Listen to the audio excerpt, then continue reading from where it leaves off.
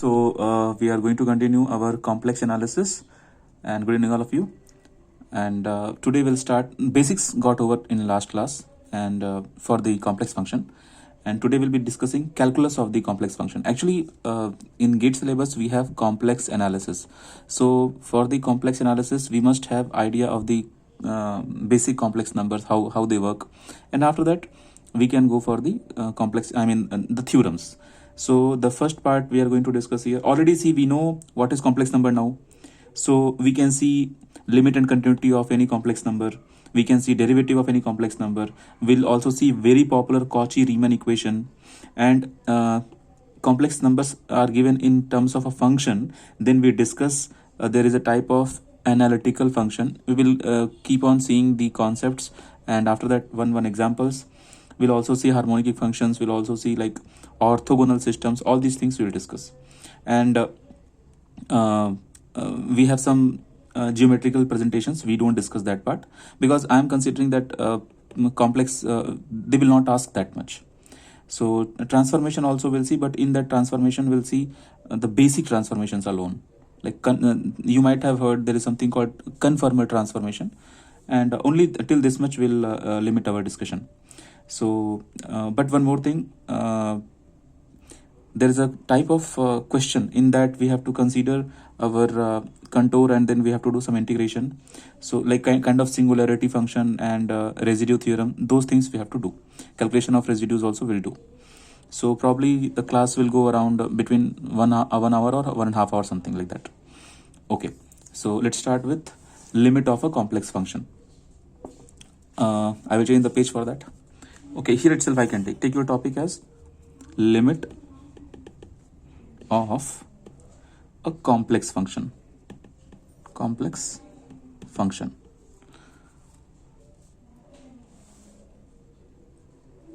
It's like just to take one theory. Suppose any function is given. So the function will be containing complex numbers. So consider w as a function of z is said to be tend to limit L as z approaches a point z naught, comma,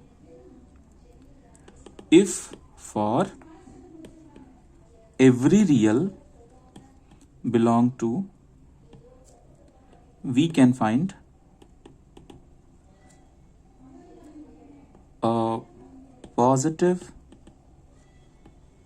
real del such that mod of function of z minus L, because here we have limit L, this must be less than epsilon for, I'm writing here at the top right, mod of z minus z naught less than del. Let's understand this real. Let's understand this by some example. Actually, this definition of limit what we have discussed here, it is common for other functions also. This is del. This is del. Okay. At the same time, like this is how we'll discuss limit, and we'll take how we'll discuss continuity. In case of continuity, like same thing we discussed in our basic functions. Only thing is here x z will be approaching z naught. So your fz will be approaching for a value epsilon. Take down for continuity, and then we'll take example. Continuity of fz. Now in this you take a function, again same function w is equal to function of a complex number fz will be continuous at z is equal to z naught if limit z tends to z naught for the function will be equal to f z naught. Same thing we discussed for our normal functions also, right? In this we had two types of limit, LHL and RHL. If they both are equal, and then that is equal to this. So if they both are equal, then that will be the value of limit. In same way, if it is equal to this guy also, then function is continuous. And always keep in mind, when we say z, this z will look like it will be the function of xy. Okay, so if z alone you bother, then z alone will be like x plus iy. But here w itself is the complex function. Get my point? Here w itself is a complex function. So the w itself you will write as u plus iv. Now u will also be the function of xy, and v will also be the function of xy.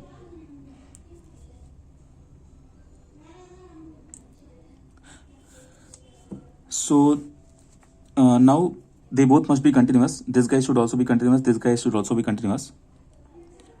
So limit part over, continuity part over. Now take differentiability also now itself. Then directly we'll jump to the numericals. Take differentiability. Derivative of fz, take in this way. Derivative of fz. What is fz? Fz will be any function. So how do we go for derivative? You remember how do we calculate derivative? We always go for the first derivative, right? So dw by dz, if you're finding out for the same function, our function is w is equal to fz. So we used to apply first principle, right? In 12th class we had derivative. If you can recall, we used to apply first principle to find out derivative. That symbol is nothing but f dash z, right? So it is going to be limit del z tends to 0, like very small change, f z plus the very small change minus f z whole divided by del z. Okay, if you remember in 12th class we used to give same formula as limit h tends to 0 fx plus h minus fx whole divided by h. This we used to say first principle, right? First principle, if you can recall, we used to do in 12th class how to find out derivative of any function. We used to follow this formula. Okay. Now we take a very important theorem. I will change the page. Take down a very important theorem.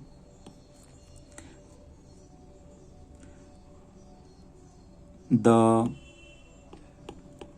necessary and sufficient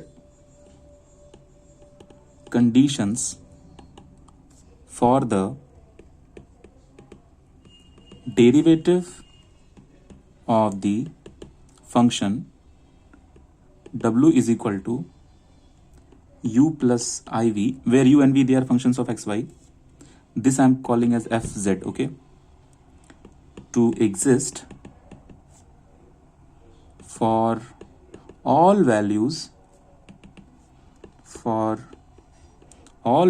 of z in a region capital R. It means if you are going to find out derivative, then we have certain conditions. So the necessary and sufficient conditions we are going to discuss. The first condition should be like, because see, u is the function of x and y both, so dou u by dou x and dou u by dou y. At the same time, v is also the function of xy, so comma dou v by dou x also and dou v by dou y also. All the four are continuous of continuous functions of x and y in R. R means in any range. Okay. Now second, dou u by dou x, when you calculate, it should be equal to dou v by dou y and dou u by dou y, when you calculate, it should be equal to minus dou v by dou x. This is v. This is v. Okay. So you see here, we are differentiating dou u by dou x. That must be equal to dou v by dou y. This is your one thing. And then dou u by dou y. See here. Here we are differentiating u for x, and here we are differentiating u for y. Okay. And here v for y and v for x. So minus sign is here. These conditions must be correct. So the relation, this relation, these relations are known as Cauchy-Riemann equation. In brief, we say CR equations. So like only this guy I'm saying, only the second equation, like this and this, they are known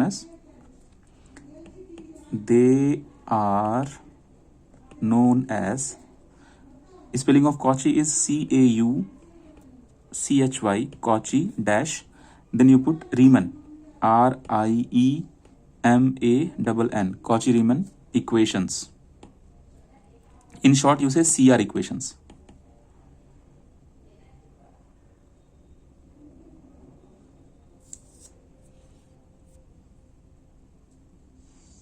Copy down.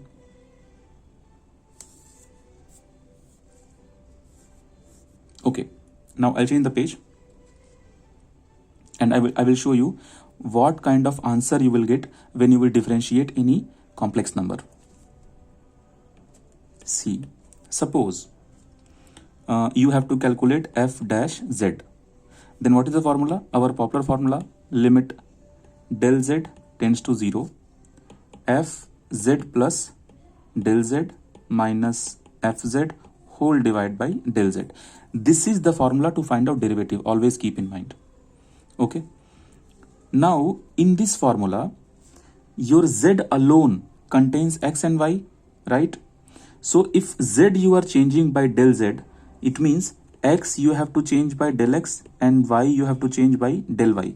So this del z will convert into del x tends to 0 and del y tends to 0. It means in the next step you write like this, limit del x also tends to 0, del y also tends to 0. Then you open this, because actually this z, fz is nothing but u plus iv. So for that I am expanding, so it will look like u, which is the function of x plus del x, comma y plus del y, because u is also the function of xy, plus I v is also the function of xy, so x plus del x, comma y plus del y, right? Okay, now this bracket you close, so this bracket this much over. In same way you cover this part, so in that you have u, which is simply xy, and minus I v is also simply xy, whole divided by del x plus I del y. Now you see, this del z is approaching 0 in any manner. Like whatever function we are using, for all the functions, this del z is approaching 0, tends to 0. So we can first assume this del z as a complete real number, and then we will assume del z as a complete imaginary number. When you will consider del z as complete real number, then imaginary part will be 0, and when you will consider as a complete imaginary number, then del x part will be 0. Okay, so when you will consider like that, so you consider, let del z is wholly real. In that case, your del y will be 0. In that case, your del z will be exactly equal to del x. So if you substitute this value and this value in the main formula, your main formula is this, where you have to substitute del y is equal to 0 and del x is equal to del z. So everywhere after substituting completely, here del x will be remaining. First of all, this guy will be 0, this guy will be 0, and whatever will be remaining, that will come as dou u by dou x plus I dou v by dou x. In same way, we have to consider when let del z is wholly imaginary. If you consider imaginary, that time you have to consider del x part 0. In that case, your del z will be equal to I del y. Actually, proof part you don't have to bother. I want to say you that how it is working, so that in numericals, some steps you will not be confused that okay, how it's going on. Proof used to be different, but numericals used to be different. Numerical will be very, very easy. So if you follow this step in the given formula, put del x is equal to 0 means this part 0, and wherever you have I del y, convert that by del z and put the limit 0, means put the limit 0. Then you will be finding the second, after considering second assumptions, you will be finding out del v by del y minus I del dou u whole divided by dou y. Now you see one set of equation you have got here, that is derivative with respect to x, and one set of equation we have got here derivative for and remember I is attached with u term, and here I is attached with v term. Okay, so actually whatever you have got, this portion and this portion, so these two are the proof of existence of f dash z.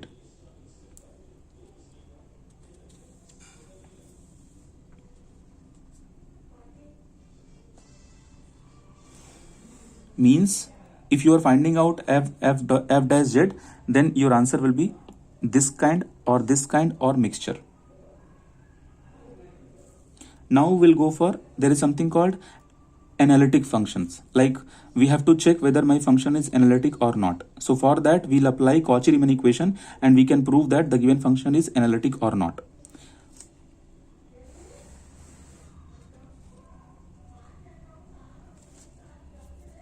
I will take one example. Take the question as example as, suppose if your function w is log z, and we have to find out, suppose find dw by dz, because w is the function of z, direct function, dw by dz, and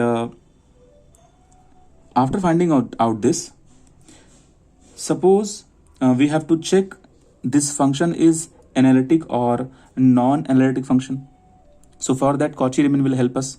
So how can we do that? So w is equal to log z is given function. We have to find out this guy. So okay, this much we have to do, but after that we have to check w is what kind of function, analytic or non-analytic. We can do that. So solution part, first we go for this guy. So always remember w looks like u plus iv, and it is nothing but log z. So z I can break as x plus iy. Okay, because z is always x plus iy and w is always u plus iv. Okay, now you see in this x plus iy, I will make one small change, because you see the total function u here and total function v here, we have to replace. How do we calculate u and how do we calculate v? So first thing, because we have to find out differentiation, so for that we have a direct formula. So you do one thing, first you calculate what is your u value, and then you calculate what is your v value. Here you may have one small doubt, if I will break this as, like I want to write this as half ln of x square plus y square plus I tan inverse y by x. Now can anyone guess how can I write this portion? Anyone? Give a try. How log this part I can break like this?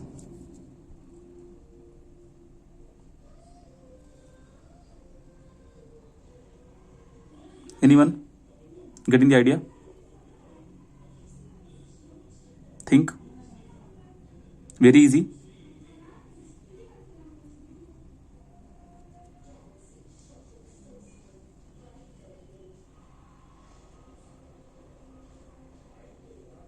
Very good. Theta is correct. Theta is correct. No doubt in that.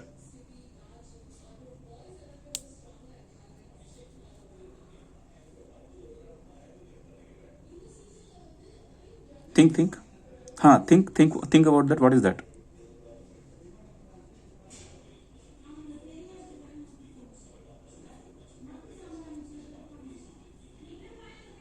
Think. Other students.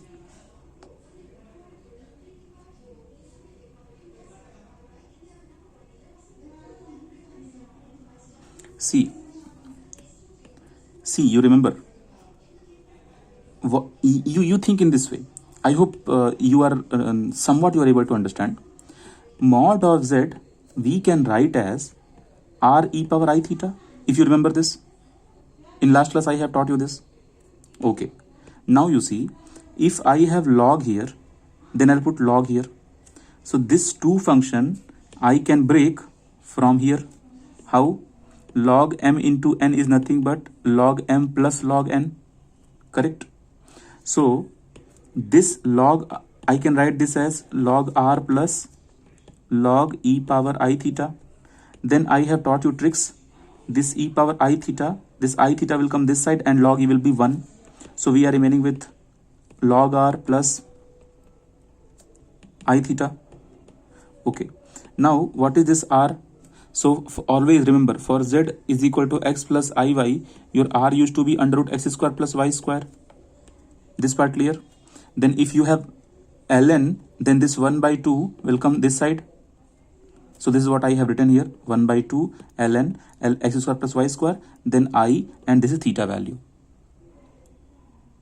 So I understand that many students will not understand this step when I will ask them to understand. Anyway, now you can see this entire equation we have got like this. Why I have converted this equation in this format? Big question. I will tell you why I have broken this question like this. Because I know that my w is u plus iv. So u can also be the function of xy, v can also be the function of xy. And if you want to go for differentiation, so your differentiation is either dou u by dou x plus I dou v by dou y. This is one thing. Either your differentiation will be this, or your differentiation will be the second equation. Like I gave you 2 equations, right? So either dou v by dou y minus dou u by dou y. Any 2 equation you will consider as your final differentiation answer. So means what? I want to suppose I am choosing this equation for my answer. These 2 answers are nothing but differentiation of w. It means these 2 answers are nothing but dw by dz. What I have to find out here. Okay, so either you will choose this one for your answer purpose, or you choose this one for your answer purpose. But the problem is, in this also you are differentiating u for x and v for y, correct? So I need u as the function of x. So now after breaking this guy as this much, I am able to compare this bigger equation with u plus iv equation. So I got that my u value is the function of x and y, and that is here. And I got that my v value is the function of x and y, and that is here. Okay, so it means I will choose this equation as my answer, and in this answer I need dou u by dou x value and dou v by dou y value. So means I am considering my dw by dz is nothing but dou u by dou x plus I dou v by dou y. Now this u value is nothing but, you have to compare, right? So u value is nothing but, compare and write down somewhere, half log x square plus y square, and your v value is nothing but only the tan inverse part, tan inverse y by x. Okay, now you got your v value, u value, differentiate this for x and substitute here. So let's differentiate. How do we differentiate log? So 1 by 2 you leave as it is. First you differentiate log. So when you differentiate log, it comes as x is 1 by x square plus y square. And after that, whatever is inside, you differentiate that again. So that will be 2x. Always remember, we are differentiating for x. Okay. So this 2 and this 2 will get cancelled. So we'll be remaining with x by x square plus y square. At the same time, you differentiate dou v by dou y. It means this equation you will differentiate for y.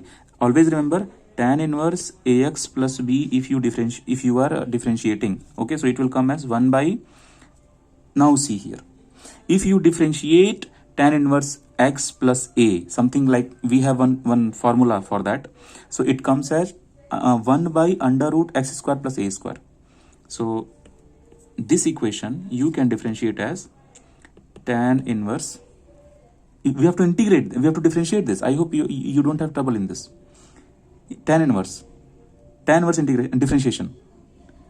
Guys, are you able to recall tan inverse differentiation? How do we do? Anyone? Any trouble in this? We used to differentiate tan inverse.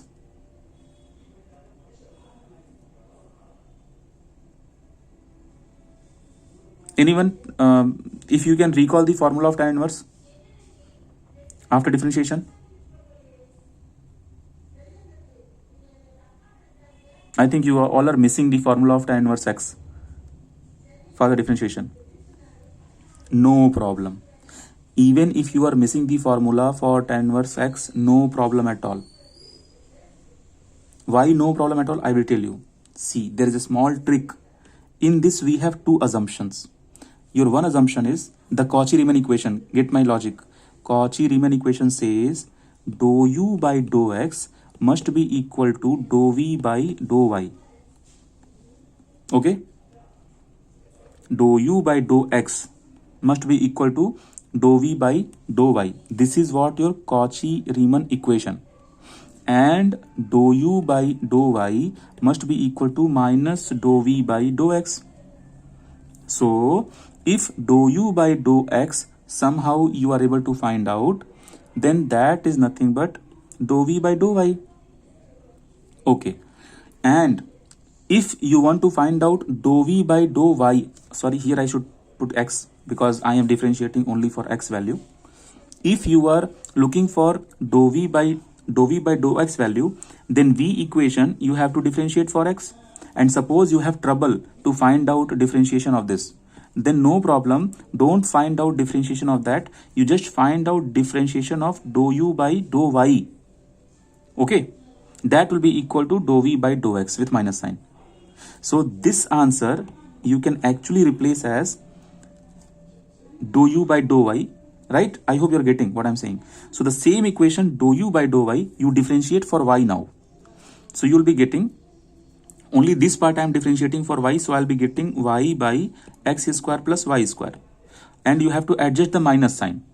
So that minus sign you adjust here and I will be here as it is. So now this answer what you have got, this answer is dou w by dou z. Means what? I did not touch v value because some of you are having trouble in tan inverse x. But anyway, this is also correct. If you differentiate both, that is also correct. And I have taken the help of Cauchy-Riemann equation. Okay. So now you can substitute this. You see the trick here. Best trick. X minus iy, and here I can write x square plus y square. This x square plus y square I can break as x plus iy in one bracket and x minus iy in one bracket. So this x minus y will get cancelled and I will be getting 1 by x plus y, and this is nothing but z. So I'll be getting finally 1 by z. So this is how we are getting the final answer, 1 by z. So you see one small example I have taken so that you can understand how to differentiate this. Now if you want to check any function is analytical or not, then you have to satisfy these two equations. If they are saying that you have to check is analytical or not, in that case you have to check. You have to find out this value, you have to find out this value. They should match. You have to find out this value and you have to find out this value. They should match, and if they are matching, that's all done. Means if these two equations are satisfied, you can say okay, it is matching. CR equation must be satisfied. Okay. So if they are asking that the given function is analytical or not, the question will be lengthy because you have to differentiate 4 times and then only you have to solve this. But if they are asking some limit type of questions, that limit type of questions you have to solve. Limit type of questions will be easy.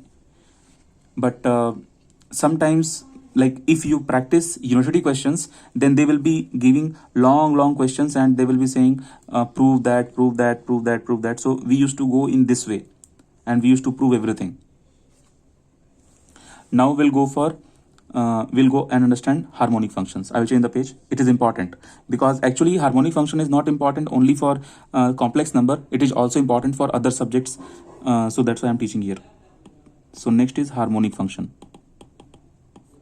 In harmonic function, if your function fz is given as u plus iv, be analytic, means already I'm considering that it is analytic function in some region of the z plane, then the Cauchy-Riemann equations are satisfied.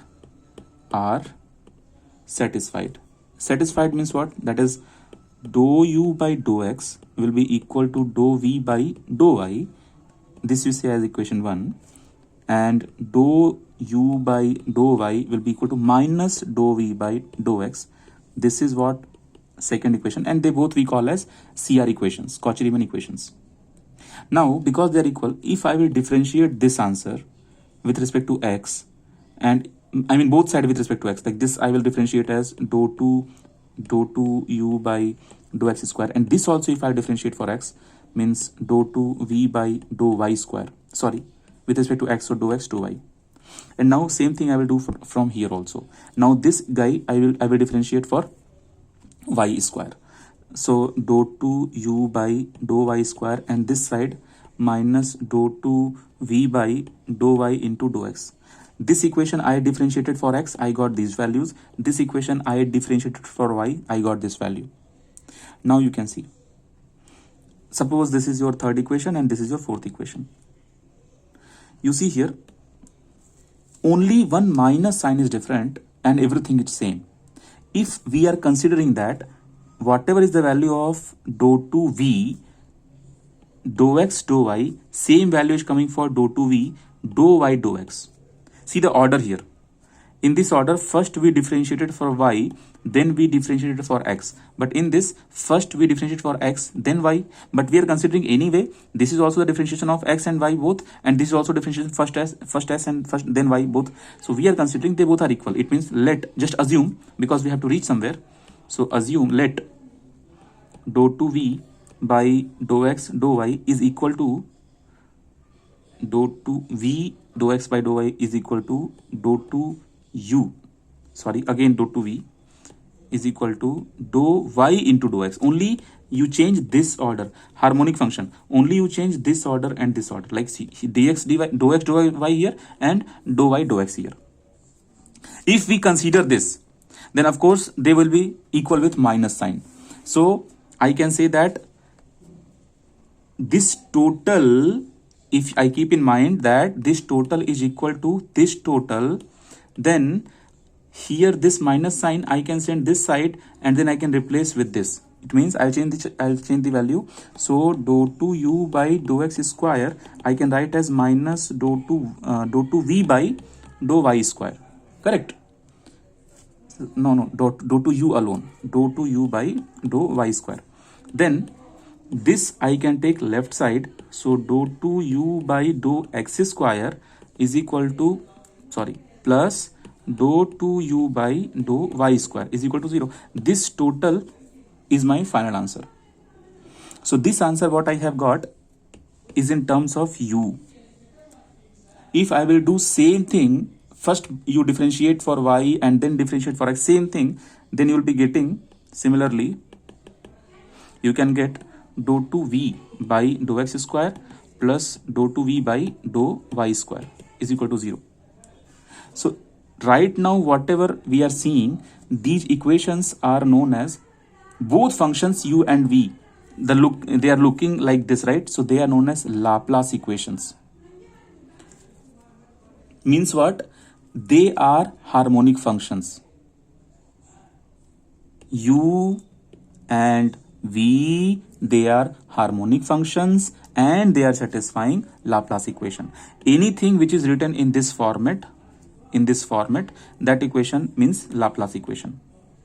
Okay, so just write down one statement. Both u and v satisfy the Laplace equation in two variables, because x and y both are there in two variables. For this reason, this is the reason, they are known as harmonic function. Harmonic function means if any function is satisfying Laplace equation, we say they are harmonic function. And one more thing, note, and their theory is called as potential theory. Potential theory. Now, whatever we are seeing here, the Laplace equation, we have applications of these functions. Actually, you remember there is a subject called, for aerospace engineers, it is known as aerodynamics. Under aerodynamics, we have a subject, we have a chapter where we discuss potential flow, so we go for psi and phi. But for mechanical engineers and for civil engineers, we have a subject fluid mechanics. In fluid mechanics also, we have potential, velocity potential and stream function, right? So they both follows Laplace equation. So based on that, we'll take one example. Whenever there is a flow, it follows Laplace function, psi and phi. So we can just give one example. Yes, Pratik, ask your doubt.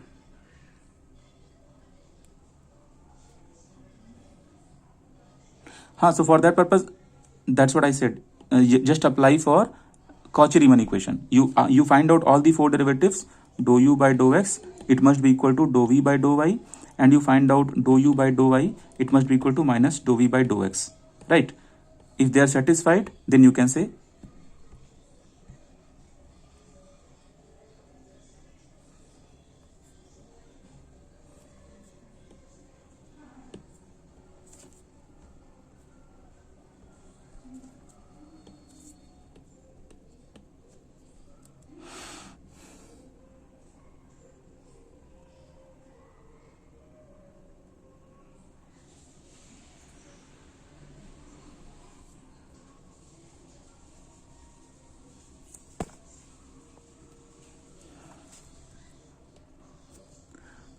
yes, Pratik, your doubt clear? Okay, if any function is given, you first differentiate for, you can split so that you can find out u plus iv, right? After splitting the function, in u, you have two parts, dou u by dou x and dou u by dou y. In v, you have again two parts, dou v by dou x and dou v by dou y. Then after finding out these four things, these four derivatives, you have to check whether they are in the format, they are following CR equations or not. Means dou u by dou x should be equal to dou v by dou y, and dou u by dou y should be equal to minus dou u by dou x. If they are following this pattern, it means yes, you are right, or else it is not correct. प्रतीक, थोड़ा बहुत समझ में आया? Okay, very good. Now there is something called orthogonal system. Orthogonal system means like you'll be having one curve, you'll be having another curve, okay, and they will cut each other in such a way that tangent here and tangent here will be exactly at 90 degree. Okay, so that kind of system we say orthogonal system, where people are perpendicular to each other. So best example in fluid mechanics, or you say in aerodynamics, we have psi curves and we have phi curves, right? Psi and phi used to be at 90 degree. So you can see we have very good application of complex number, even though if complex number is not the syllabus of GATE exam, but complex number helps us to study some parts of fluid mechanics. So take down orthogonal system. Orthogonal system. In that you take down suppose we are considering, because if we are considering two simple curves and just we note down the technique, okay, what is the meaning of orthogonal system, that is sufficient. Suppose you have u, which is the function of x and y is equal to c1. This is any curve, you can say curve 1. And then suppose you have another curve v. V is also the function of xy, suppose any constant c2, and this is your curve 2. So they are representing any family of curves. So we are not sure which curve they are. We are only bothering whether they are orthogonal system or not. So for that purpose, suppose you are finding out dou u by dou x plus okay, wait, my main point is, with the help of this equation I will be finding out slope of the equation, that is dy by dx. So dy, I want to find out dy by dx, because if I will plot the curve, I need xy plane to plot the curve, correct? So whatever curve will be there, for that curve I can find out my slope equation. So that slope equation is nothing but dy by dx. So that dy by dx I can break as minus dou u by dou x whole divided by dou u by dou y. I am writing this with the help of CR equation. So you can see it will be like dou v by dou y whole divided by dou v by dou x. Now this I can write as when you are finding out your slope, you may be remembering in our childhood we used to represent slope as m. So say that because this curve slope we are getting from the curve 1, so I can write simply as m1. Now in this slope I am getting from curve 2, this slope I am getting from curve 1. But in curve 1 slope, first I took, because see, curve 1 is function u, correct? But curve 2 is function v. But curve 1 I have got for the dy by dx, but I have replaced the values with the help of Cauchy-Riemann condition. In same way, I'll be finding out dy by dx for curve 2 directly with the help of v. So that will be minus dou v by dou x divided by dou v by dou y. Now I will use Cauchy-Riemann equation and I can convert these parts as in terms of u also. Does not matter, simply you write this as 2, m2. So m1 is my slope for the curve 1 at any coordinate xy, and m2 is the curve for and m2 is the slope for curve 2 at the same point. So condition says if they are orthogonal. So you may be remembering, whenever we have orthogonal condition, then m1 m2 gives you -1, correct? So m1 m2 gives you -1 if they are perpendicular. That's all. This is the condition. So after finding out this m1 value and this m2 value, if you multiply and if -1 is coming, then you will say, okay, you have orthogonal system. Like for example, no need to discuss this thing with gate point of view. Simply I'm explaining. If they are giving any question, suppose u function has given, any function xy is given, and v also given any function fy. If it is not given, then suppose w is given as function of x and y, and I will be there. So you will compare, find out u, compare, find out v, and then find out slopes. And after finding out slopes, multiply them and you check -1 is coming or not. If coming, then you can say, okay, the slope is at 90 degree. I mean, angle between both the slopes are 90 degree. Then you will say, okay, our orthogonal system. Means both the curves are perpendicular to each other. But this part you can skip, because without introduction I cannot go ahead. That's why I am introducing this. So you can skip this part. But your phi and psi, we have very good example in aerodynamics and fluid mechanics. So already we have practiced those kind of questions in fluid mechanics. I have given all the PDFs. That is sufficient. So now I'll change the topic. Okay. So we have geometrical representation. In geometrical representation, we will understand how to map and how to magnify, or how to rotate, or how to inverse. Like these kind of statements I will understand, like what is happening with the complex number when we are changing them. So we have so many types of changes. Those changes are only, we say, as mapping, magnification, inversion, reflection, those things. Okay, change the page, take down a fresh unit as geometrical representation. Geometrical representation. This will help you in fluid mechanics and aerodynamics again.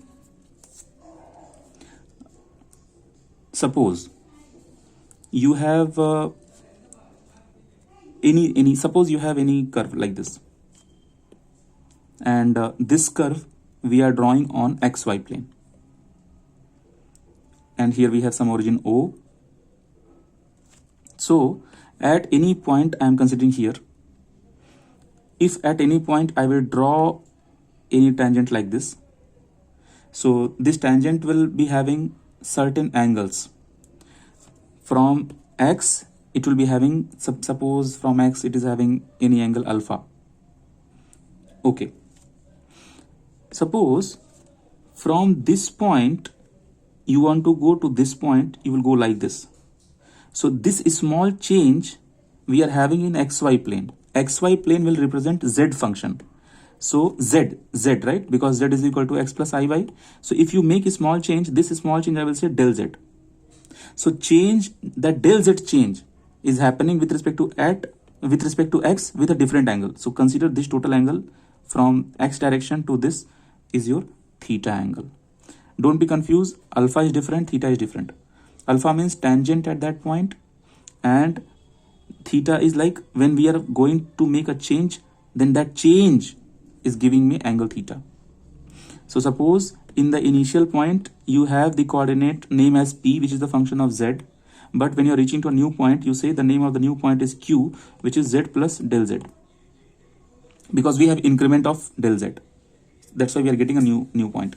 Okay, this much we are doing. Now this total part, this is the change in z. So if you are changing z, then your main function w will also change.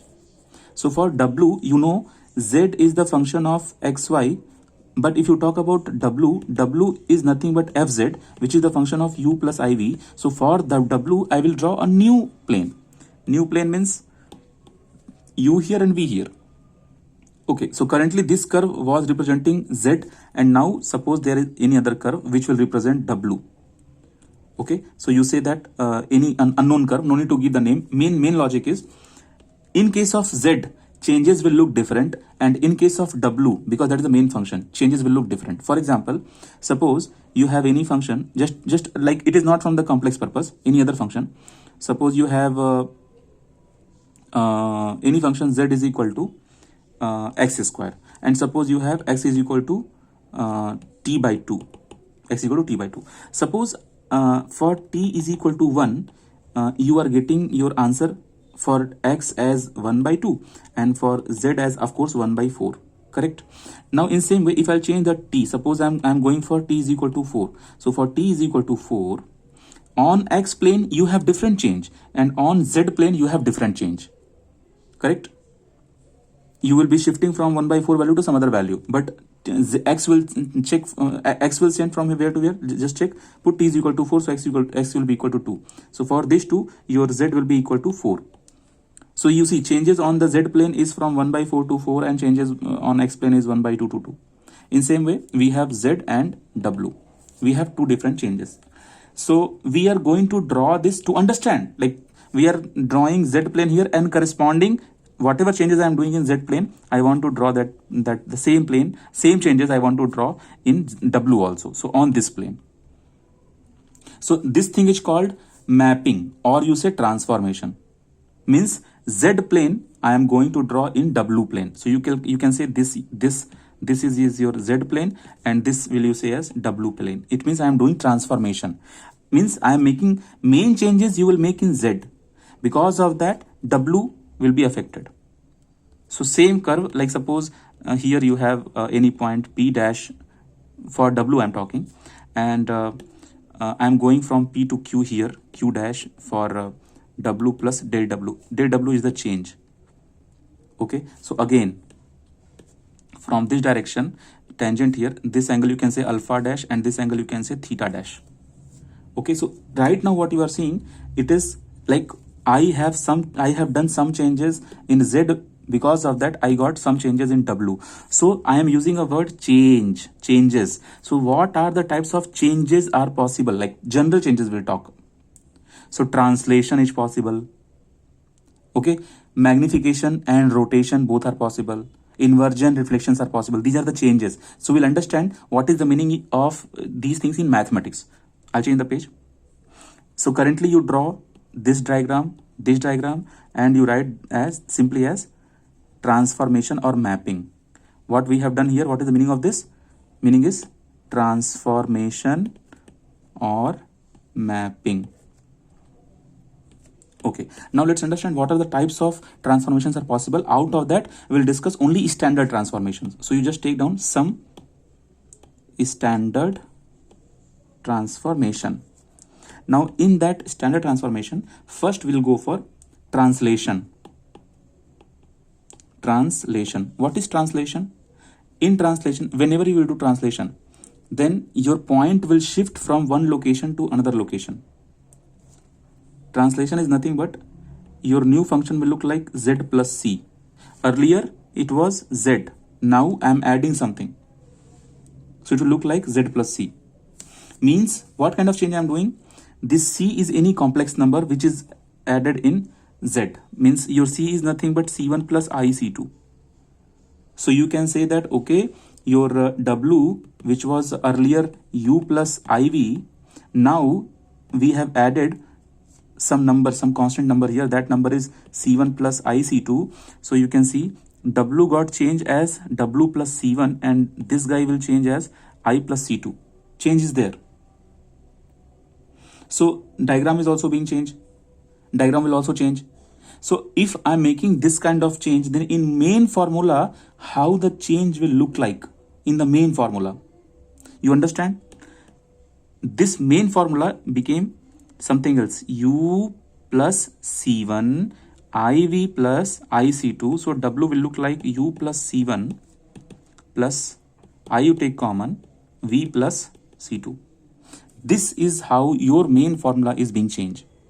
So simple, very simple transformation is this. Only you have added a number. In this formula, what kind of change will come in diagram? Change is very simple. Very, very simple change will come. You will be having only change in small change in coordinates. Now we'll see some interesting change we'll see in magnification and rotation. So two changes we'll do at a time. I'll change the page. Take down the second, magnification. Like the word itself is giving you some idea, magnification and rotation. See here. Suppose you have, earlier you had some kind of z value. Suppose, how do we write z? R e power I theta we write z, right? So for this particular z, I am defining my function w is equal to fz. So if I make any change in z, then of course my w will be changing. So suppose I am changing my w. So after change in w, what kind of change I can have? So I can, because under magnification I am talking and under rotation I am talking. So magnification changes when the magnitude will change, and rotation will happen if the angle will change. Correct? So if you are changing, first suppose you have any function, suppose your w looks like r e power I phi. Just imagine. And in this r, I will make some change, and in this phi also I will make some change. Then suppose w, new w, you can say w dash, new w became any row I am adding, row I am multiplying, and it is being r, and I am saying e I, and in the angle I am changing plus alpha. You can see here, this total change is change in the magnitude, magnification. This change you will say magnification, magnification, and here this change you will say rotation, because you are changing the angle also. Okay, now inversion and reflection. Inversion and reflection is very easy. Means your magnitude, I'll change the page. You go for third kind of standard change, inversion. Okay, I'm changing page. Take down. This part is magnification, this part is rotation. How will you know there is rotation or not? If angle is not being changed, then there is no rotation. If angle is being changed, of course there is a rotation. It's like, suppose you had this thing, okay? This thing was r, and now this became this much big, so magnified, rho times magnified. At the same time, if it is changed like this also, so angle alpha is added into the previous angle phi. So this is a new change. Done. I'll change the page. Okay. Now you see. Take down this inversion and reflection. Now you see. This kind of change we say when your W will become 1 by Z. Very simple. When W will become 1 by Z. So in this case, you see, Z was Z used to be e power I theta. So if Z is e power I theta, that time you consider your W used to be some R e power I phi. Okay, for certain Z, you have certain W. Now we are making change in Z. So I will be having, you see, I am doing 1 by Z, means inverse. So how my new W will look like? So for your new W, everything will change. 1 by Z means this, how this will look like? When you are doing inverse, suppose you are doing Z, so it will be 1 by R and it will be e power minus I theta. So you can clearly see now your new W, for your new W, this became your inverse. You see how it is being changed. This became your inverse. So you put here, this is your inverse. And theta became negative. Theta became negative means suppose you are at this position and you have some positive theta. And if theta become negative, then you will come like mirror image here, minus theta. Correct? So it is kind of reflection with respect to this axis. So here I am showing reflection. And here you can see inverse properly.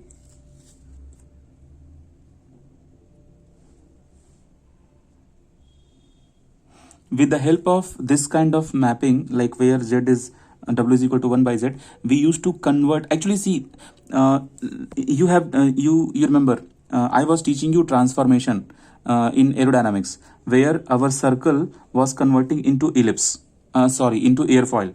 So sometimes it was elliptical airfoil. So where you are keeping your, and what kind of change you are doing in the circle, according to that we will be getting different types of airfoil. So that was one type of transformation that we used to say as Kutta-Joukowski transformation, right? Now here we have a transformation in other type of properties. We are seeing that. One more popular transformation is there that we say bilinear transformation. So that also you see. I'll change the page. Take down bilinear transformation. In this, your W you will change as A times Z plus B. It means you see how your Z is being changed. And again, C times Z plus D. When these kind of changes are made, then you will say bilinear transformation. But you have a some assumptions are there. This guy should not be 0 because it is denominator. At the same time, two major change assumptions are there. First, A, B, C and D. They all are complex constants, not simple constants. Complex constants. And AD minus BC must not be equal to 0. So if these two are followed, then this transformation is known as bilinear transformation. So this is known as bilinear transformation if first is this, second is this.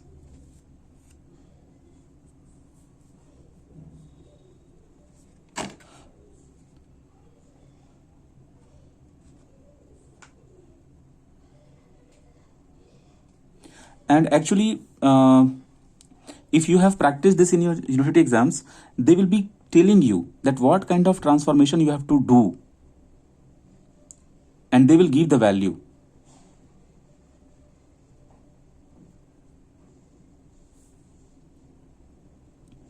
Like one small transformation we can make here. I will change the page. That's all standards over. Now example.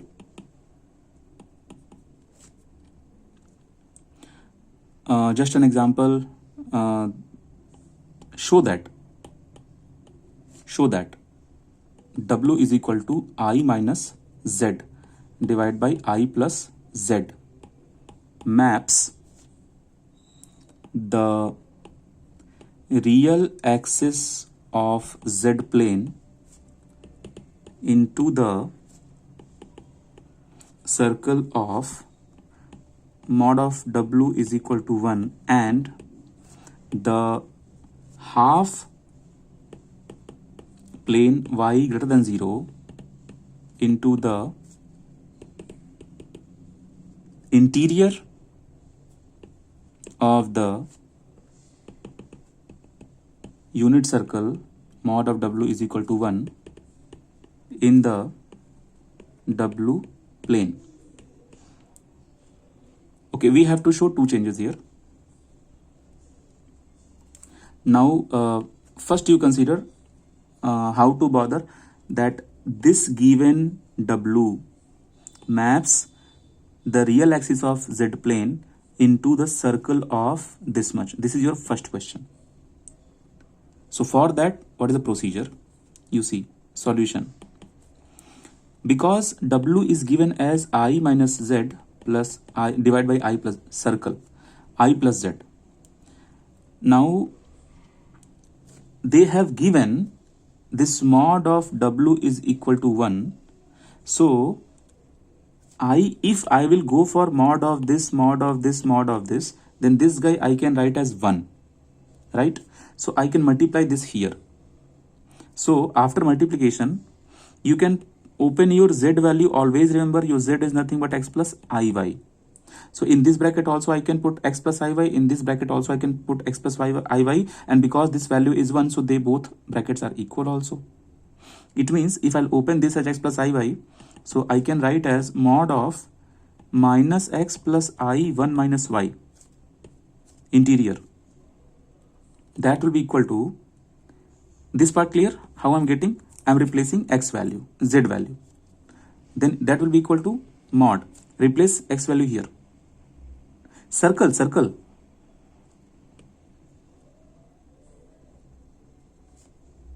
Interior. This is interior, this is circle. Okay, now you see, so in this case I can write x plus I 1 plus y. Okay, now how do you calculate mod? We take under root x square plus y square, correct? So this portion I can write as under root minus x whole square plus, when you will square this part, 1 minus y whole square, and that will be equal to under root x square plus 1 plus y whole square. Okay, we got this. Now when you will solve this, your x square part will get cancelled when you will square and solve, and you will be getting equation in y. When you will further solve that equation, then you will be getting y is equal to 0. So means what? Y is equal to 0 represent what? Y is equal to 0 represent real axis for the Z plane, correct? Which is real axis. So this real axis we have got for which condition? For W is equal to 1 condition. It means what is given in the question, we have done the reverse. What they have told us, if W is equal to this, maps real axis, then you prove mod of W is equal to 1. So we considered opposite. For mod of W is equal to 1, I am getting y is equal to 0. So that is our real axis. Okay. And we have to show that the half plane y greater than 0 into the interior unit circle mod of W is equal to 1. So same thing we will do for mod of W is equal to 1, but only for the interior circle, interior unit circle. Means what? On W plane, if you say this as W plane, so mod of W is equal to 1 will represent a circle of radius r is equal to 1. That we have discussed already in previous class, that how mod of Z represents a circle. So they are saying only the interior part if you focus, then the interior part if you map on xy plane, then it will represent only the y greater than, only the half plane. It will represent y greater than 0. So with the given condition of this, I want to prove y greater than 0. How can I do that? That is the next part of the question. Okay, so our focus will be the interior part of the circle. So you will say that the mod of w is equal to 1 is a complete equation of circle, but we have to bother only for the interior points. Interior points means mod of w is less than 1. Means mod of w is less than 1 means what? Mod of w value will be nothing but, it is given in the question itself, I minus z by I plus z. Put mod. It is less than 1. Modulus is always a positive number, that's why you can multiply here. Means this I minus 1 mod of I minus z will be as it is, less than, multiply here, so I plus z, right? Then mod is nothing but square term, so this you can write as 1 minus y whole square less than 1 plus y whole square. And when you will solve, finally it will cancel, x square term will cancel, so finally you can get your y is greater than 0. Proved. Now in GATE exam, what kind of question you can consider? In GATE exam, they will say that for w is equal, for the interior circle, your y is option 1 y greater than 0, option 2 y less than 0, option 2 y equal to 0. Like these kind of options we can get.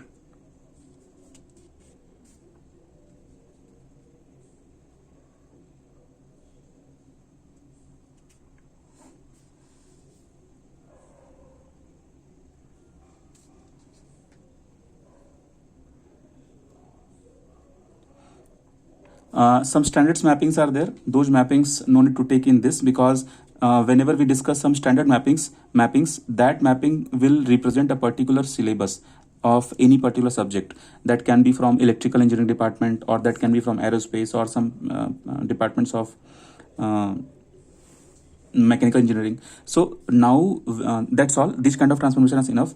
Now we'll go for important question, important topic, that is complex integration. And actually in complex integration they used to ask questions also. So last year we had a question.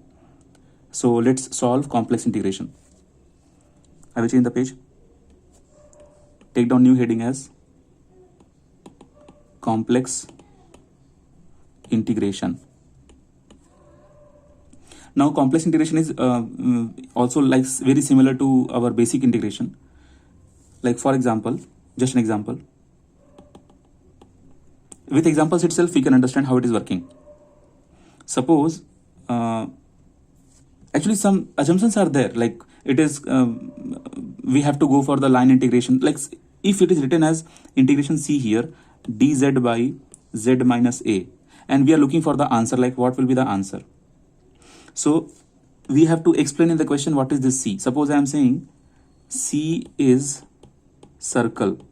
Then if I am saying C is circle, then I must say the radius and the location, center of location of the circle. So C is the circle, so I should say mod of z minus a is equal to r. So now this is the complete information. What is this C? C is a curve. What kind of curve? A circle. So where the circle is and what is the size of the circle? That is here. So for this we have to know the answer. So your option is like first option 2 pi I, second option minus 2 pi, third option 2i, fourth option 2 pi by I. These four options are there, and we have to calculate this. Question is very easy. We'll understand how to solve this. So see here, solution part. Actually this z minus a is equal to this r is given. The z minus a is equal to r, correct.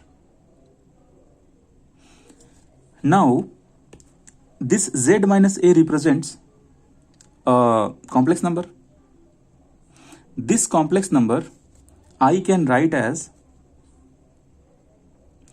r e power I theta. I must say this because it is a circle. So circle rotates for complete 360 degree. So I can say my theta varies from 0 to 2 pi. Okay. Now I will make a small change in the question. So integration c dz by z minus a, I can write as, now I am converting this for theta, 0 to 2 pi 1 by r e power I theta. Now whenever you have dz, that dz you will always write as I r e power I theta d theta. Remember what I am saying, dz alone you have to replace with this value. Why? Because this is the first question, so I am explaining. Because z is equal to e power I theta, correct? R e power I, this is our basic changes. Now if this guy, I will differentiate that dz by d theta. So it will look like r is already there as a constant because radius of the circle is constant. Okay. Now when you will integrate e power I theta, differentiate e power I theta, so it will be e power I theta into I theta. So this is what from this equation, if you find out dz value, so the dz will be r I theta you write into I power theta, right? dz you send, d theta you send this side, so into d theta. So you see here I have replaced dz with this much. Okay. So r I e power I theta d theta, this total value is dz. Now lot of things got cancelled. You see r e power I theta will cancel r e power I theta. So we are remaining with I alone. So I integration d theta 0 to 2 pi. So that is nothing but I theta 0 to 2 pi. Then substitute, so it is 2 pi I. So first option is correct. Now I am giving one more question. You will try by yourself. I will change the page. Take down one more question. Okay, I'm going back.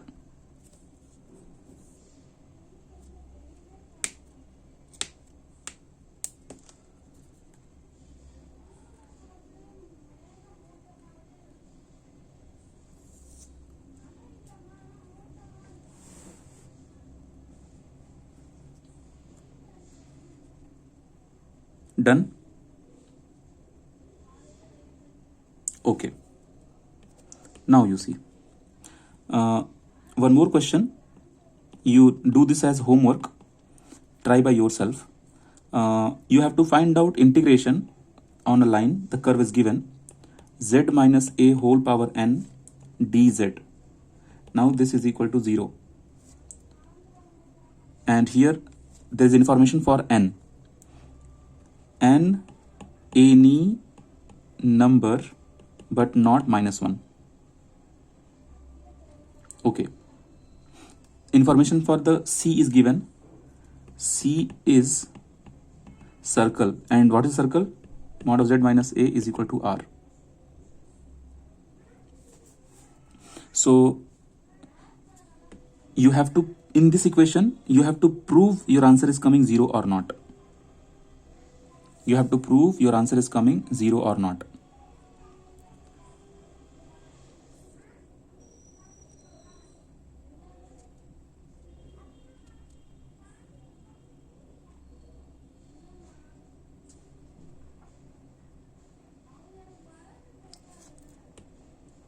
That's all.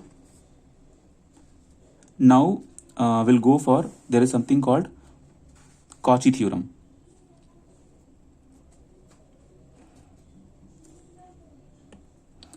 Take down heading as CAUCHY, Cauchy's theorem. Don't be confused with Cauchy-Riemann equation. Cauchy-Riemann equation is nothing but 4 derivatives are there, 2 are equal with some condition. That is Cauchy-Riemann equation. Here we are discussing Cauchy theorem. So for that you have to write the theorem in detail. And based on Cauchy-Riemann theorem, we used to discuss Cauchy integral formula. and that formula gives you direct answers for small questions in GATE exam.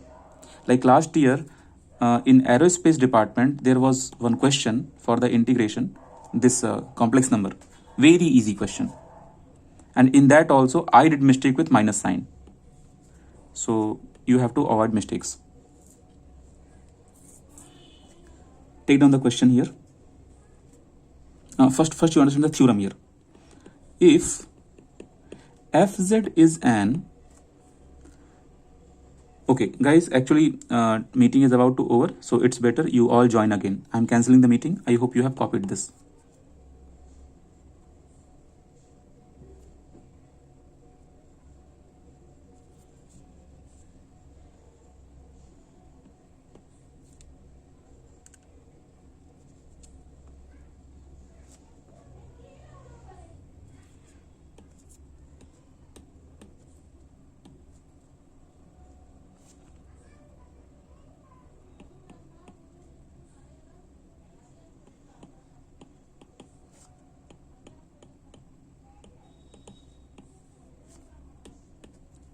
Cauchy's theorem.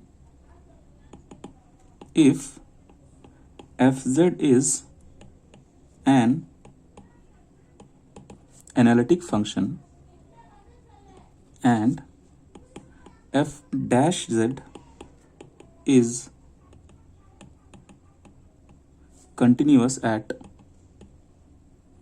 each point within and on the closed curve C, then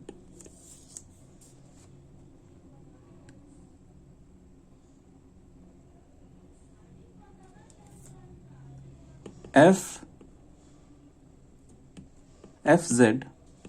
dz is equal to 0.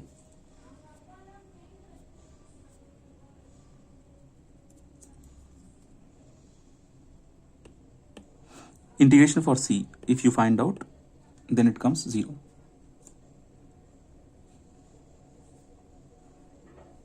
This is the theorem. Now based on this theorem we will develop, actually see what they are saying. They are saying, suppose you consider any curve. You can consider, like popularly whenever we used to find, whenever anyone is teaching you Cauchy's theorem, then like everyone draws a very popular curve. That curve looks like this, then this, then this. I will try one more time. This, then this, then this, and that curve will be having some direction, like this, like this, like this, like this, like this, like this, like this.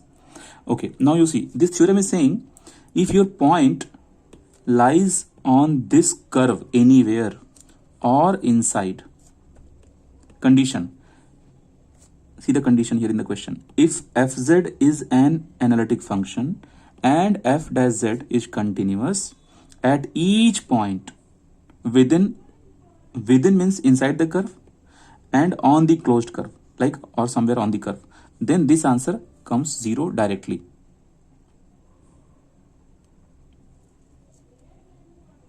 Okay, now in my current diagram we have different curves. You can see the bigger circle represent a different curve. Like you can see this bigger circle represent a different curve. Suppose this curve is C, and inside a smaller circle you can consider, okay, this, suppose this represents curve C1. So we have different curves, and of course this straight line you don't say as a curve, you give a name, you say the name is AB. So AB is also representing a curve, I mean a straight line. And suppose this, actually now the gap what you are seeing here, this gap is not, that gap is very less in my diagram. So if you are integrating your given function for A to B, that time also it is a straight line, but it is curve only. And when you are integrating for this side to this side, you can give any other name. You can say PQ. So if any, first of all, there will be any function given. That function you have to integrate for this curve. So suppose right now I am giving like this. In this C represents any unknown curve. But suppose if the same function I have to integrate for this diagram, then in this diagram I have so many curves. So you can say that suppose I am starting from this curve C1. So integration you will put C1. For C1 curve I want to find out Fz by Fz plus Fz dz. Then when the C1 curve will get over, then I will jump to PQ curve. Then for PQ curve also I have to integrate the same Fz dz. Then when PQ gets over, then I have to integrate for the bigger curve, that is curve C. So plus integration curve C, Fz dz. Then I have to integrate for this inside one. So integration AB, Fz dz. Now they are saying total answer will come as 0 because that is the theorem. This is what Cauchy's theorem is. The total answer will come 0.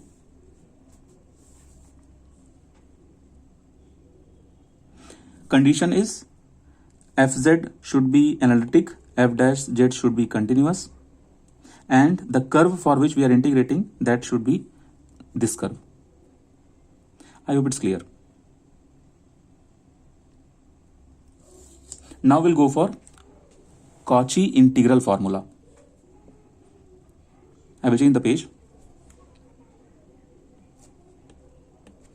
Take down CAU CHY, Cauchy's integral formula.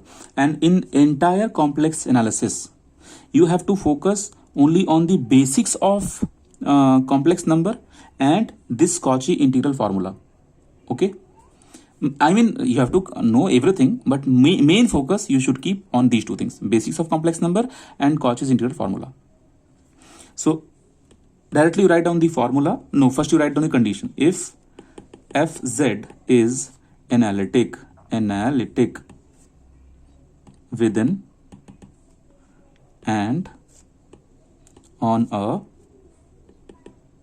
closed curve, and if A is any point within curve, then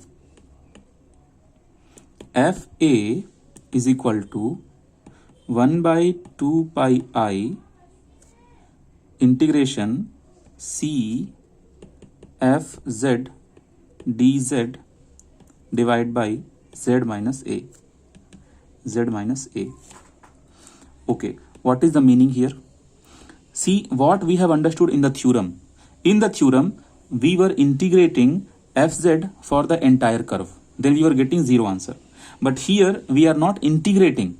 We just want to find out that for the given function z, what will be the value of the function if I want to put any value a in the function. That a is the coordinate of a point which is lying within the C. So this is the formula. With this formula we can calculate.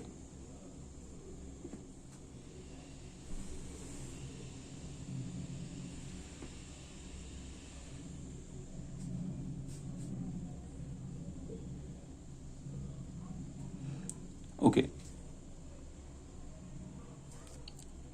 In this formula, we have a general form.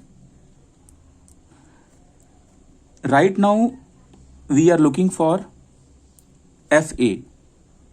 What if I will ask power n? So a general form is F means whatever answer is coming, that I will go for power n. A is equal to 1, then it will come as factorial n divided by 2 pi I integration C, and of course it is cyclic closed integral. So C F Z, and here this z minus a you write power n plus 1 into dz. Okay, now see, they can also ask the direct formula in GATE exam. Cauchy integral direct formula in GATE exam. Like which of the following statement is correct for Cauchy integral formula? This kind of question they can ask. So that's why at least you should keep the formula in mind. And now we will see that with the help of these formulas, how can we calculate some integrations. Then I will change the page. Make sure you understand this n here, this factorial n here, and this n plus 1 here. 3 changes you will make in this main formula.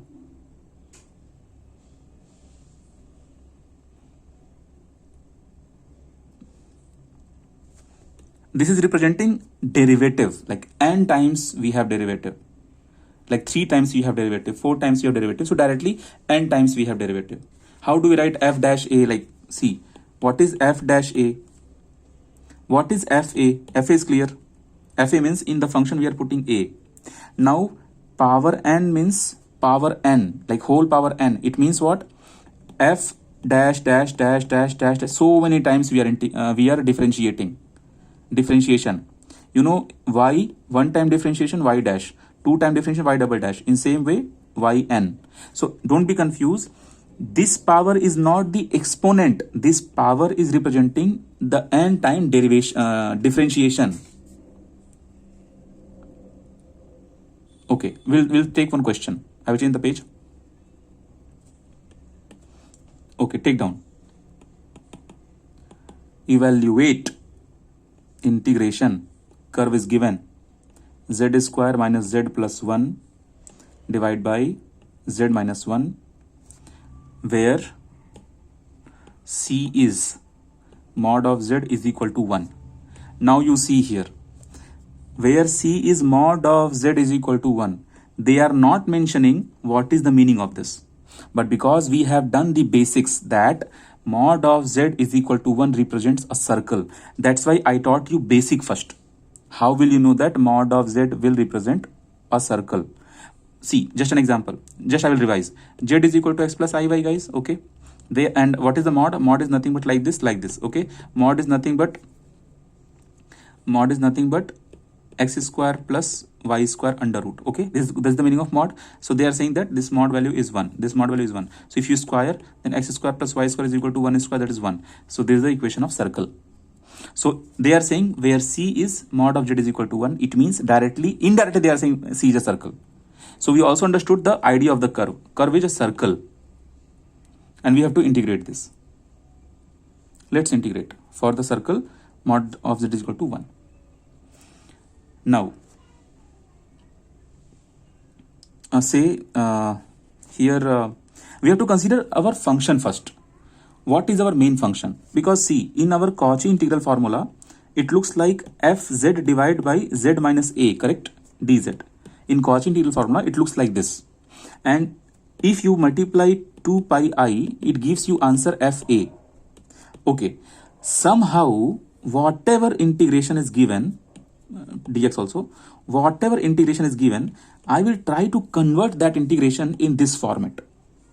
And both I will analyze, you see here, if I will consider this total as my fz, only the upper part, then at the bottom automatically z minus 1 is looking like z minus a.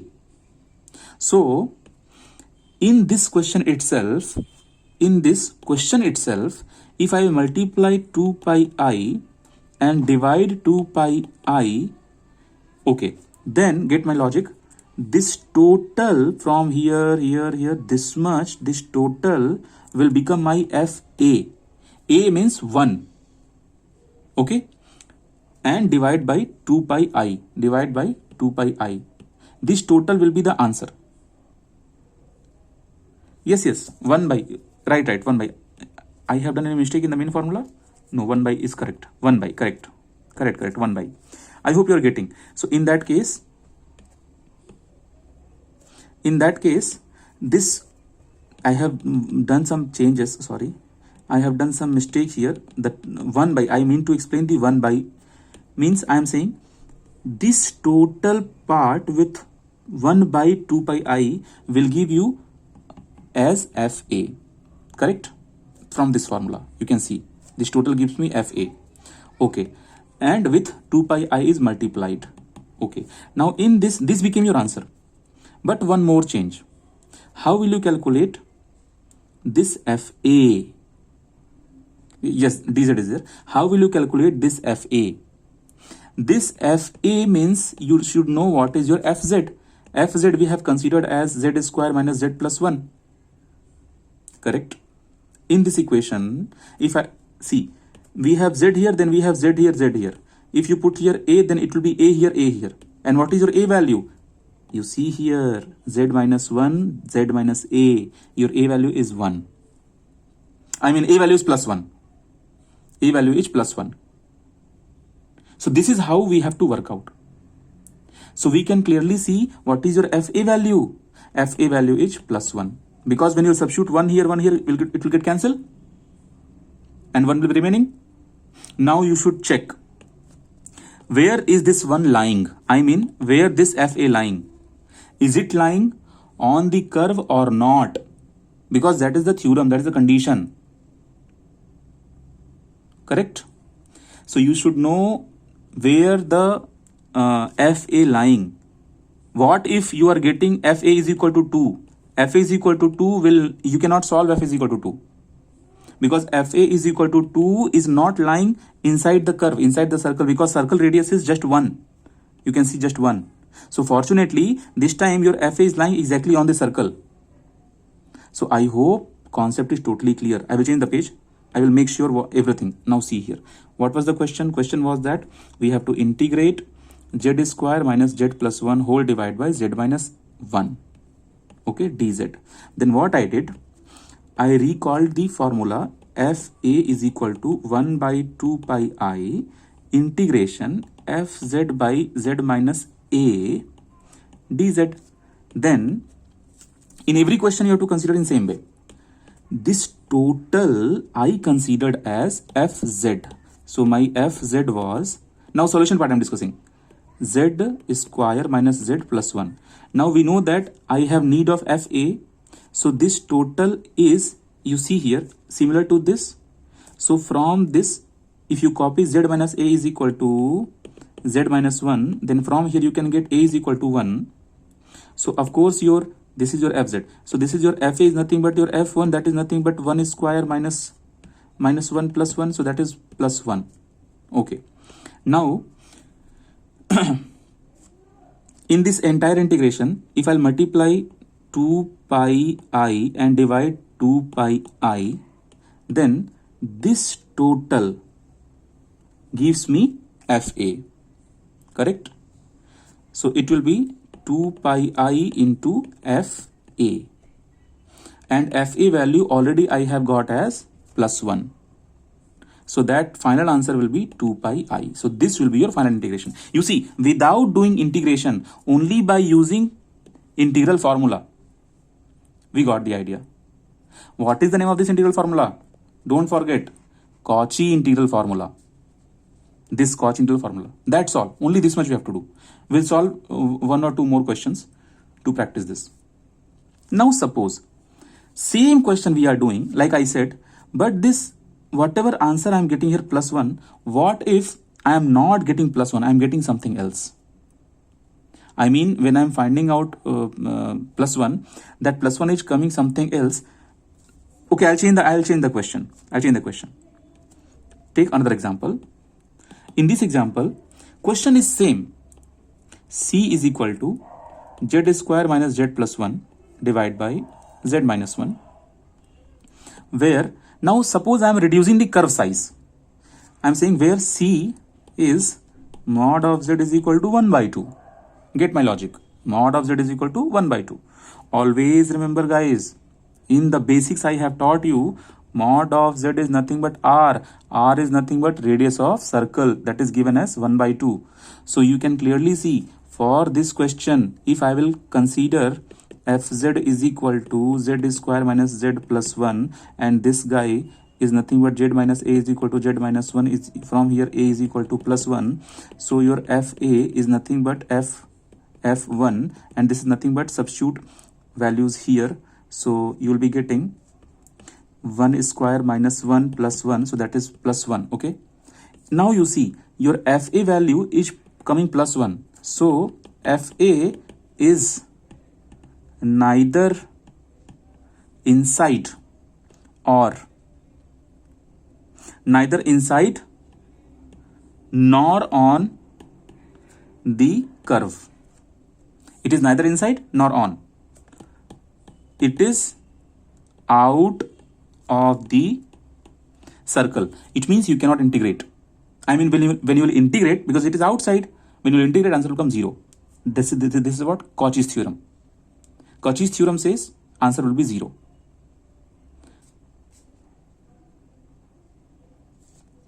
So answer for this will be 0.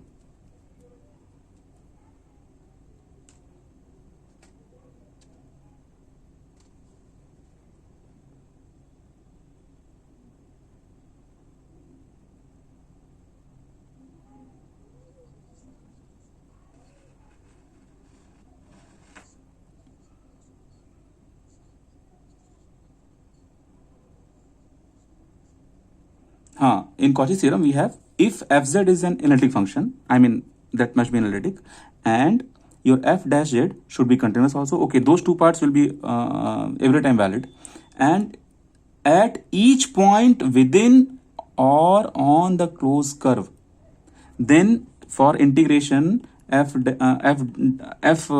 dz will be 0. This is the Cauchy's theorem.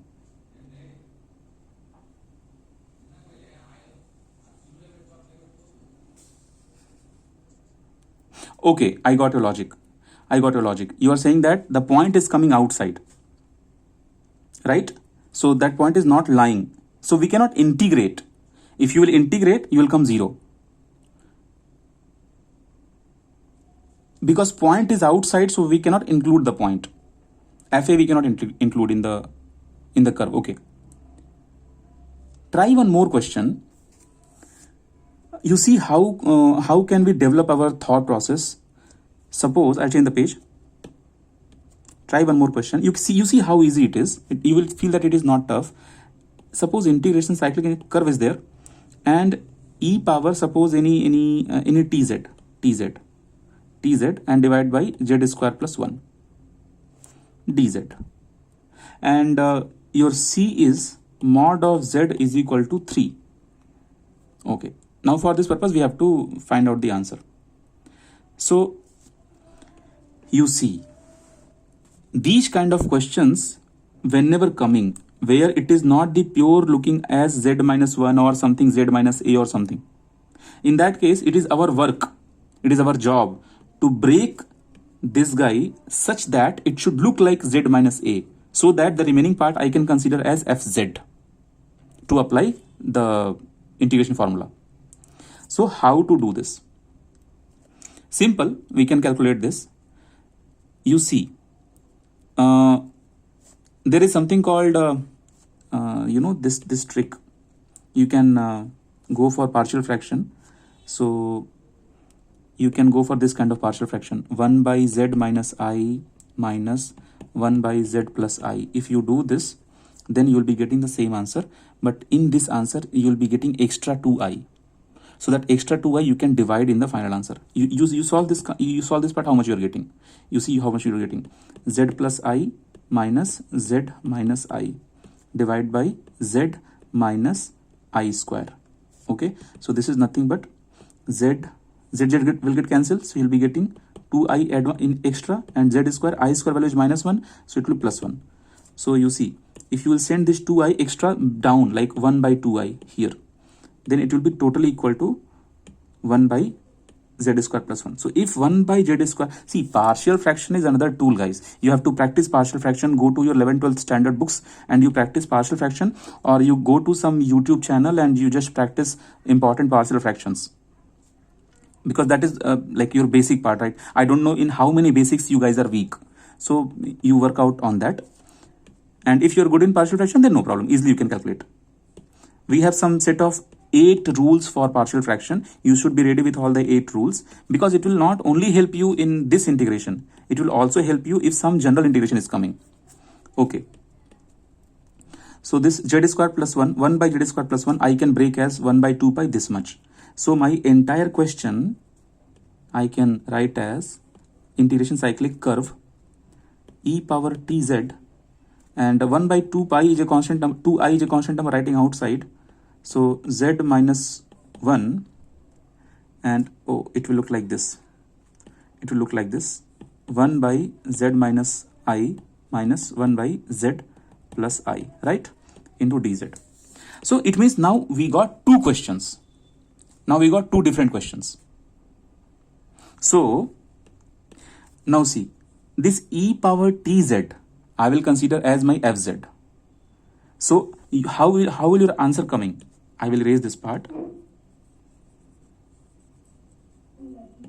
Okay. Now in next step, you write like this, remove this root here, and this e power tz, you multiply here also e power tz and e power tz. So this became different question, this became different question. Okay, and this dz is of course there. So now see, now in this part you consider this as fz.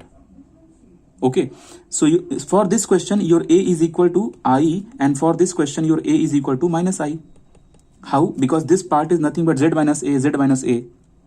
So what is your fa value for this question? Z is here, you put fa means I, so e power it, and here also e power minus it. I hope you are getting how the answer is coming. Okay, so you remember what was the answer in the previous question? Only for the integration. So only for the integration answer was coming as 2 pi I into fa, correct? This was the answer coming, and minus 2 pi I into fa, this was the answer coming. Okay, this question I will write here, this question I will write here. This was the answer coming. Okay, this fa value is nothing but you will calculate from here.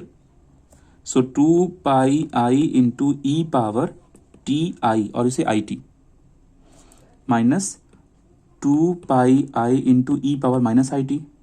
But outside already you have 1 by 2i.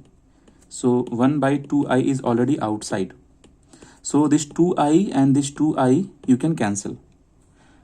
So after this I will erase this.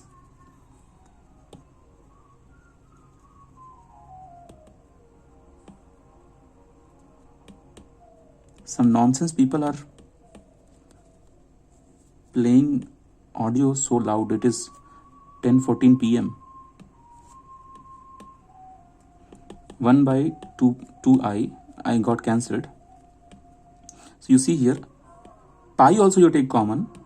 If you are taking pi common, so you will be remaining e power it minus e power minus it.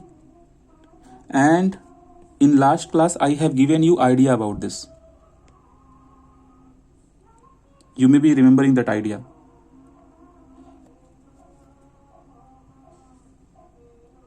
Guys, can you recall the idea? This is your answer, no problem. But what if the answer is not given in this format? Last class I taught you that sine hyperbolic function you can write in terms of e, and sine hyperbolic you can also write in terms of sine. So by using these two techniques, you can write your final answer as 2 pi I sine t. You practice at home how to achieve this answer.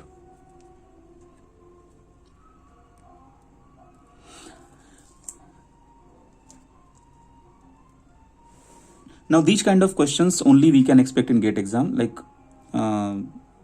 if answers are coming like this, questions are coming like this. Then we have another theorem popularly known as Morera's theorem, but I don't think, because it is lengthy. Yes, ask it out.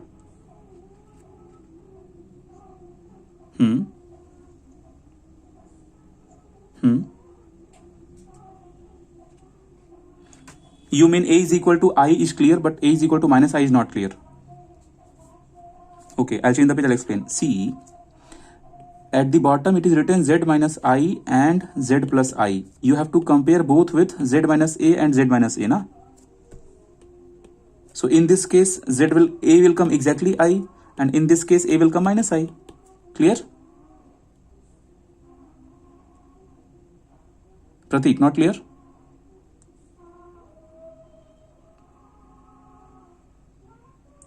Okay.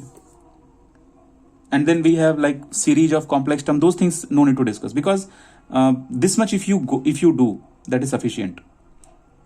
We have Taylor series also for the complex, because complex itself is a long part. So this is sufficient. If you practice this much, that's all. You will be able to solve gate questions.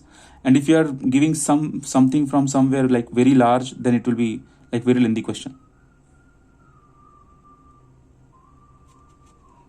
There is a concept like residue theorem is there. With the help of residue theorem also we used to calculate the questions. So we can leave the residue theorem part, because integrations will be very long. If they will ask the questions from residue theorem, questions will be very large. So you practice remaining things. That's all enough for complex.